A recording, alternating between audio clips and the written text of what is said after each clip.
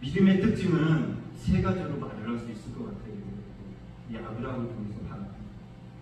첫 번째는요, 약속의 하나님을 바라보는 것. 여러분들, 물질을 바라보니 문제가 터집니다. 사람을 바라보니 문제가 터집니다. 세상을 바라보니 문제가 터집니다. 왜 그럴까요? 그것이 이상입니다. 여러분들, 이 목사도 그래요. 목사. 저도 그래요. 그것들을 바라보면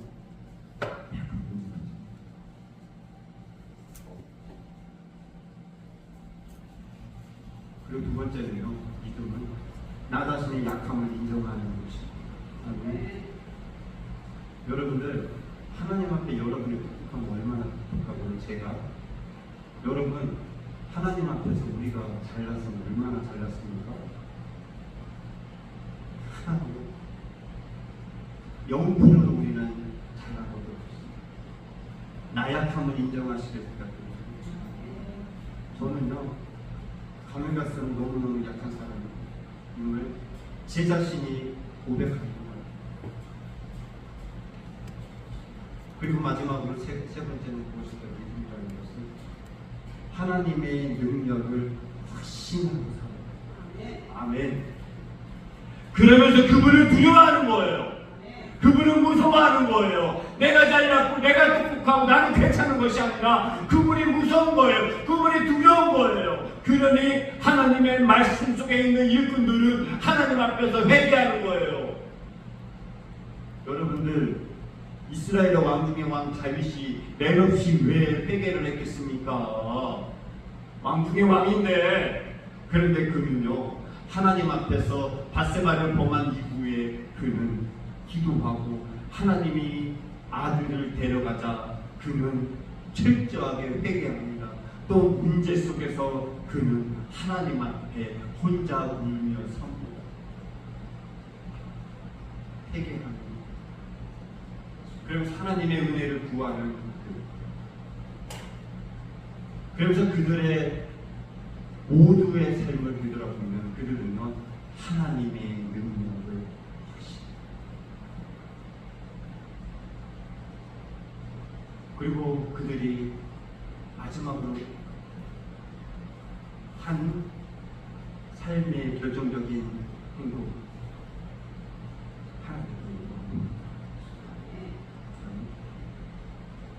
내 힘으로 하는 것이 아니라 하나님이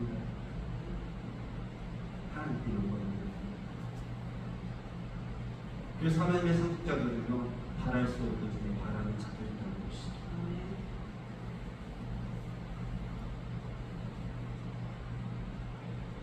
그래서 이런 것을 하고 오늘은 진짜로 여러분이랑 고민해 보시는 어떤 말씀입니까?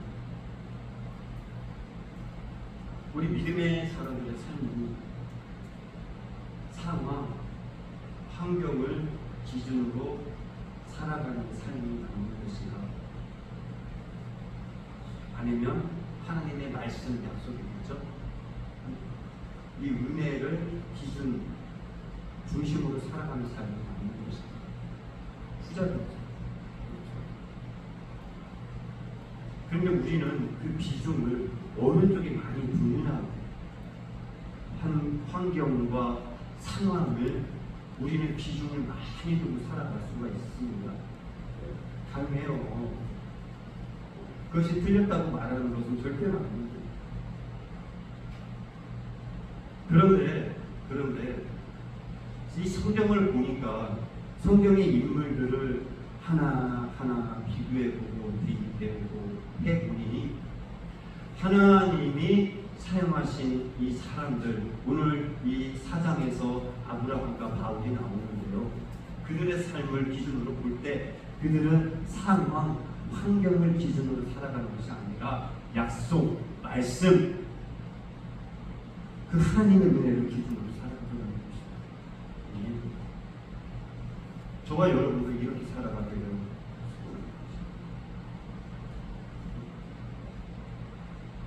나의 행동과 나의 행위, 나의 삶의 모습 속에서 이렇게 살아갈 때 하나님은 우리를 통하여 영광을 부르심을 받으실 수 있으리라 믿고 있습니다. 마지막으로 23절에서 이제 25절 끝까지 쭉 살펴보면 이 상속자로서 우리는요, 하나님이 복음이라는 축복을 우리에게 주셨다는 사실입니다. 오늘 이 23절 이후에 이렇게 말합니다. 사도 바울은 기록된 것은 아브라함만 위한 것이 아니고 저와 여러분에게도 위한다. 아멘.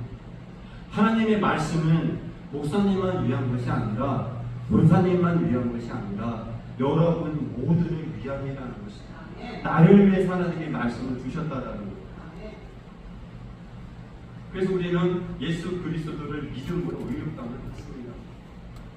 칭의.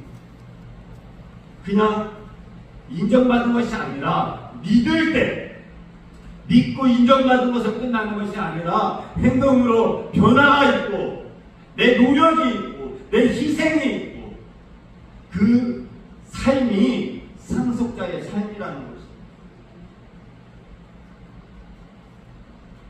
예수 그리스도는 여러분의 범죄 때문에 내어준 것입니다. 그리고 또한 여러분을 의롭다 하기 위하여서 살아나셨습니다. 그래서 우리 하나님은 여러분의 죄 때문에, 나의 죄 때문에 그 죄값을 자기 아들을 통하여 지불하신 겁니다. 그러면서 하나님이요 확증하신 것이 있습니다. 여러분은 내 것이다. 내 것이 아니라 하나님 것. 안개야, 하나님과 믿어봐. 너는 내 거야.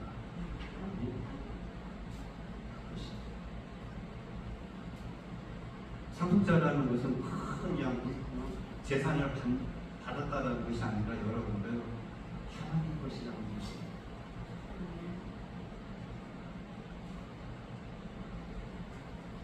그래서 제가 이 말씀을 어제 준비를 하면서 참 감사한 게 있었어요.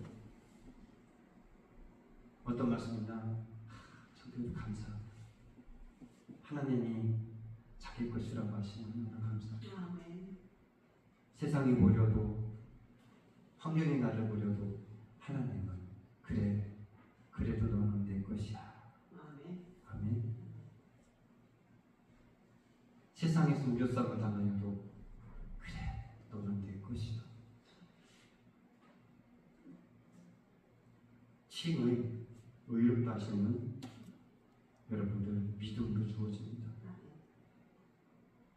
그리고 이 상속자는 하나님은 우리에게 은혜를 주신 거예요. 버리지 마시기 부탁드립니다. 그 사실을 마음속에 담으시고요. 나는 상속자라는 사실. 그래서 하나님께 속한 삶을 살아가시길 부탁드립니다. 그리고 하나님을 신뢰하며 살아가시길 부탁드립니다. 그리고 또한 그 즈음에 은혜 받은 자답게 상속자답게 살아가시길 부탁드립니다. 우리가 그 대기업 촌수들의 자녀들 보세요. 어떻습니까? 그들의 삶을 보면은 대기업 CEO 자녀들 같죠? 그렇게 살아갑니다. 마찬가지예요. 저와 여러분들도 하나님의 상속자, 하나님의 상속자답게 말하시고 행동하시고 또한 우리가 하나님의 일을 감당하시는 저와 여러분이 됩시다. 하나님은 우리를 내 것이다라고 하고 계세요. 여러분은 고아가 아니고 우리는 약속의 상속자일 겁니다. 기도합시다. 하나님 감사합니다. 우리가 또한 하나님 앞에 다시 한번 돌아오길 소원합니다. 로마서 4장은 이제 누가 하나님의 약속, 이 상속을 받았는가? 그것을 우리에게 그 답을 주고 있습니다. 그래서 이 로마서 4장 이 사도 바울은 이렇게 말합니다. 너희가 상속자라. 사도 바울이라는 인물은요, 유대인들이 참 자랑스럽게 여기는 인물 중 하나입니다. 그러면서 이 사도 바울은요, 그 자랑스럽게 여기는 이 사도 바울은 오늘 성경에서 이 한 명을 가지고 이 복음의 본질을 또한 설명을 하는데 그걸 누구냐? 아브라함이다. 그래서 오늘 이 말씀 속에서 바로 저와 여러분의 상속자라는 사실을 다시 한번 마음속에 다짐하시는 여러분이 되시길 소원합니다. 그래서 이 상속자라는 것은 혈통적으로 정해지는 것인가? 아니면 이 성경 말씀을 알고 성경 말씀을 지키는 것으로 결정되는가? 이것에 대해서 이 사도 바울은요, 확실하고 확고하게 말합니다. 오직 믿음으로 상속되는 것이다. 그런데 여기에서도 여러 가지 이제 우리의 의미적으로 그냥 믿기만 하면 되느냐? 한번 그냥 말로만 믿는다고 하면 되느냐? 근데 사도 바울은 그것을 말하는 것이 아니더라는 것이. 믿음이 있으면 무엇이 따라야 된다? 행위가 따라야 된다. 믿음이 있으면 변했다고 하면 행동적으로 또한 변화가 있어야 된다는 것이죠. 그래서 오늘 이 사장 전체적으로 보면은 그런 여러 가지에 대해서 우리가 고민할 수 있습니다. 오늘 4장 1절에서 8절 이 안에서 보면요, 하나님 앞에서 우리가 의롭다 함을 받는 기준은 무엇이냐? 앞에서도 말한 것처럼 믿음이다 라고 말합니다. 사도 바울은 이 아브라함에 대해서 이렇게 말합니다. 아브라함이 무엇을 얻었다 하리요? 라고 이제 의문점을 딱 합니다. 이 아브라함이 행위로서 의롭게 함을 받았다면 이 사도 바울은 자랑할 것이 하나도 없다는 것입니다. 그러나 성경은 이렇게 말하죠. 아브라함이 하나님을 믿음에 하나님을 믿었기 때문에. 아멘. 거룩하게 살려고 하고 바르게 살려고 하고 그것이 아니라 하나님을 믿고 사는 것입니다. 아멘. 그래서 우리가 어떻게 살아가야 되느냐? 하나님을 믿으며, 아멘. 하나님을 알고 하나님의 말씀에 대해서 깨닫고 그냥 내 생각대로 나 홀로 살아가는 것이 아니라 하나님을 믿음에, 즉 하나님을 믿으며, 아멘. 성경에서는 하나님이 우리가 구원받으면 우리가 의롭다 칭함을 받으면 하나님 우리가 동행한다고 하십니다. 그렇죠. 하나님은 우리와 동행한다고 하시는데 우리는 어떻게 살아가요? 나 혼자 살아가요. 어떻게 엇박자죠? 네? 우리가 기어가 있습니다. 그렇죠? 기어, 암기어, 숫기어가 딱 만납니다. 그럼 기어가 돌아가고 동력이 전달이 되려면 어떻게 돼요? 기어 입이 딱 맞아요. 그렇죠? 그래서 이제 옛날에 방앗간에 가보면 어때요? 이렇게 이제 기계가 있으면 밑에 착착착 하는 게 있죠? 그래서 고춧가루를 넣고 엥 불고 어떡합니까? 칙칙착 하면 드드득 하면 딱 맞고 기계가 팍 돌아갑니다. 그렇죠? 기호를 맞추는 거예요. 마찬가지입니다. 사도 바울도 그렇고 아브라함도 그렇고 요셉도 그렇고 성경에 나오는 인물을 한번 잘 여러분이 고민해 보세요. 그들이 살아간 삶이 어땠느냐? 하나님과 그들의 기여가 빠진 거예요. 아멘. 이 변한 바울, 그러나 그가 사울의 삶을 살았을 때는요, 하나님과의 그 기여가 맞지 않았습니다. 어땠어요? 그럴 때는 그냥 불로 살아갑니다. 열정으로 살아갑니다. 예, 사도 바울이 엄청난 사람이었어요. 열심 강원의 핵심, 열정이 불이 탔어요. 불같은 사람. 그래서 예수 믿는 것들 잡으러 다니고요. 그냥 난리를 피웠죠. 그때는 하나님과 기여가 받지 않았어요. 자기의 열정으로만 살아가요. 자기 생각대로. 예수의 제자들, 예수의 추종자들을 잡으러 다니는 것이 바른 건지 그는 알고 살아요. 그런데 하나님과 기여가 딱 맞고 난 다음에 어떡합니까? 그의 삶이 180도 달라지죠.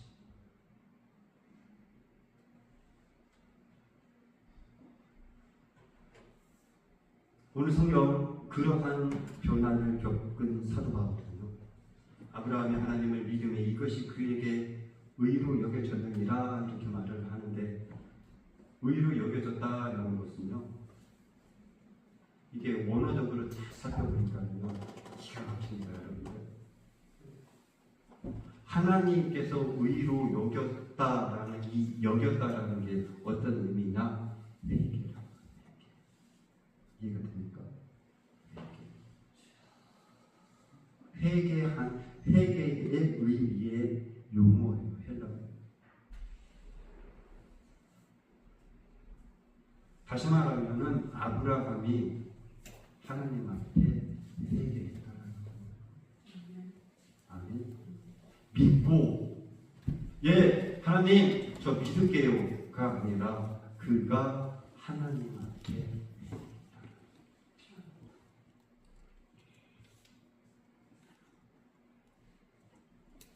그래서 하나님께서는 그에게 믿음을 의로 전가해 준 거예요. 그래, 너는 그의 믿음이 있구나. 여러분, 복음의 핵심은 이것입니다. 저와 여러분은 얼마나 많이 나 자신에 대해서 회개를 하고 살아갈까요?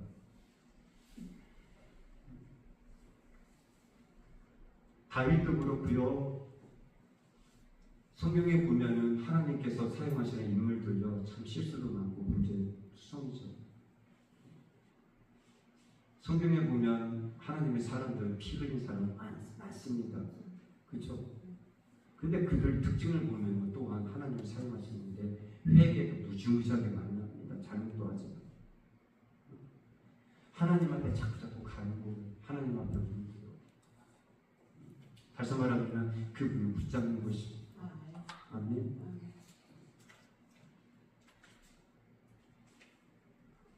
우리의 공로가 아니라 하나님의 은혜를 믿음으로 받는 하나님의 자녀들, 그가 상속자라는 것입니다.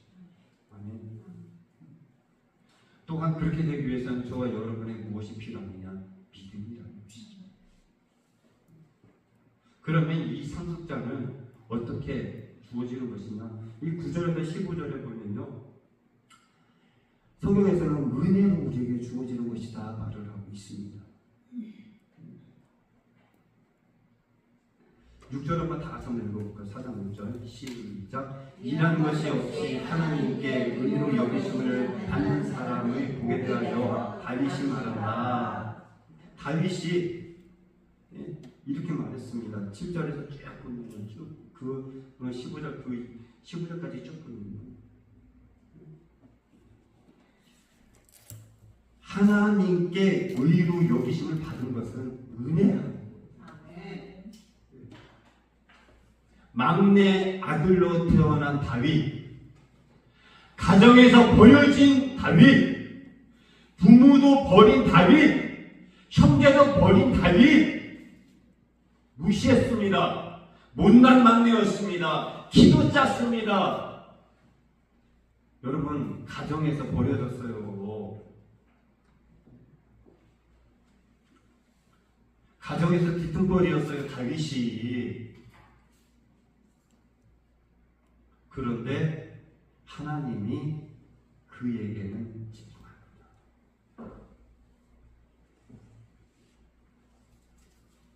그래서 다윗은 그것을 어떻게 말하느냐? 은혜다라는 것이.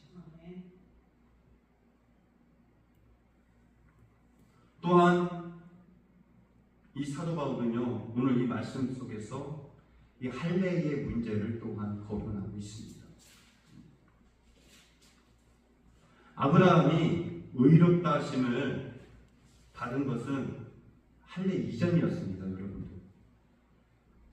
즉 율법이나 의식으로 아브라함이 의로 여겨졌다라는 것이 아니라는 거예요.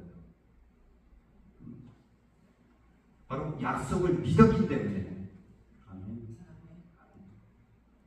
그래서 이 13절은 그렇게 말합니다. 13절을 볼까요? 아브라함이나 그 후손에게 세상의 상속자가 되리라고 하신 언약은 율법으로 말미암은 것이 아니요 오직 믿음으로 의로 말미암은 것입니다. 아멘. 율법으로 말미암은 것이 아니고 오직 믿음으로 말미암은 것이다. 율법 말씀 우리에게 깨달음을 줍니다. 그러나 하나님의 약속은요 믿음으로 삼는 것이다. 아멘. 우리가 깨닫고 아는 것으로 멈추는 것과 그것을 믿고 붙잡는 것은 다르다라는 거예요. 여러분들 믿고 깨닫는 것은요 듣고만 가능해요. 그러나 붙잡고 그것을 만들어내고 나타내는 것은요 나의 행동과 나의 열정과 나의 시간과 나의 희생이 따릅니다. 오늘 이 아브라함 그리고 바울 그들은 그 과정을 거치고 있는 거예요.